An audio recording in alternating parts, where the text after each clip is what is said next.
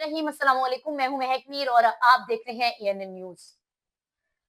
पाकिस्तानी कौम कितनी जालिम हो चुकी है, चाहे वो पाकिस्तान में रहे या किसी और मुल्क में। उनका जालिमाना रवैया, उनका तशद्दुद, उनके इस तरह की हरकतें कहीं भी जाकर किसी भी कानून को तोड़कर अपनी हरकतों से बाज नहीं आती। जो वाकया आज मैं आपको सुनाने जा रही हूँ, बरतानिया में रहने वाली एक पाकिस्तानी फैमिली है। इरफान नामी शख्स, जिसकी एक बेटी, एक प्यारी सी मासूम सी नन्ही सी गुड़िया, उस पर वो सौतेली माँ लेकर आता है। उस सौतेली माँ जिसका नाम बिनिश होता है, उसके 5 बच्चे होते हैं इरफान के साथ। लेकिन ये नन्ही सी पड़ी जे जो छोटी सी बच्ची है, ये इरफान की पहली बीवी से थी। अब होता कुछ यूँ है, इरफान को ये भी पता है कि उसकी जो सौतेली माँ है, उस बच्ची की या उसकी जो दूसरी बीवी है, वो उसकी पहली बच्ची के साथ क्या सलूक करती है। उसको मारती है, उसको टीज़ करती है, उसको टॉर्चर करती है। मतलब उस बच्ची के साथ उसका बहुत ही बुरा रवैया होता है। किस वजह से होता है, ये तो वो बिनिश ही बता सकती है। हालाँकि उसके अपने भी 5 बच्चे हैं, लेकिन उसके बावजूद ये उस बच्ची के साथ इतना बुरा सलूक करती है, इतना बुरा सलूक करती है कि एक दिन वो बच्ची अपनी जान से हाथ धो बैठती है। अब बरतानिया फिर वो क्या करते हैं, जब वो देखते हैं बच्ची की जान चली गई, तो इरफान, उसकी बीवी, बच्चे और उसका एक छोटा भाई, इरफान का एक छोटा भाई फैसल, जो कि उसके साथ वहीं पर बरतानिया की एक जगह पर एक फ्लैट में रह रहा होता है।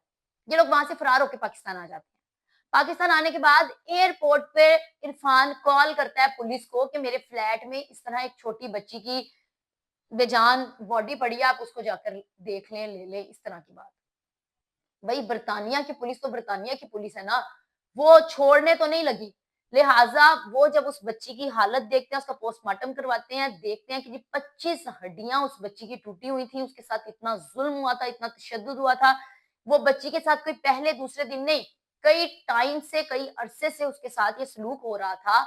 और इस जिसकी वजह से वो अपने सर पे स्कार्फ भी अक्सर पहनती थी कि उसके जख्म किसी को नजर ना आए, उसके नील किसी को नजर ना आए। बरतानिया की पुलिस यहाँ पर राबता करती है पाकिस्तान की पुलिस के साथ, और वो कहते हैं भी किसी भी हाल में ये बंदे हमें चाहिए। अब ये फरार हुए मुल्जिमान कभी इस्लामाबाद, कभी सियालकोट, कभी कहीं, ये फरार ही रहते हैं। इतना फरार, इतनी भागदौड़ के जहां पर पुलिस पहुंचती है, ये वहां से पहले ही फरार हो गए होते हैं। ये इतना मेंटली प्रिपेयर थे, अब उनको पता था कि ये सब होगा इनके साथ। अब ये पुलिस इनको छोड़ने वाली तो नहीं थी, लिहाजा जैसे तैसे कर कर ये गिरफ्तार हो जाते हैं। बरतानिया की पुलिस इनको लेकर चली जाती है। जब पूरी कार्रवाई होती है, पूरा जब इरफान खुद बताता है कि भी मुझे पता है कि ये इसके साथ, मेरी बच्ची के साथ ये सलूक होता था। उस जालिम बाप को सब देखने में, सब सुनने में पता था, लेकिन वो अपनी बच्ची पर जुल्म होता देखता रहा।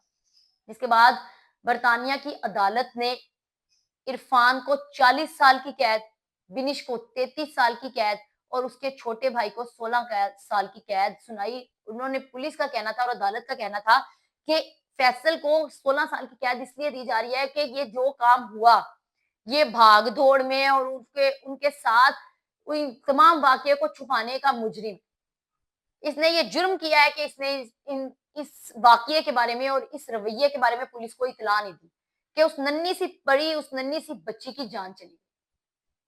जालिम लोग कहीं भी चले जाएं, ये लोग अपने कौम का, अपने मुल्क का बदनाम बदनाम करने के लिए, ये इरफान, ये बिनिश, इस जैसे लोग जो हैं वो हर जगह देखने को मिलते हैं।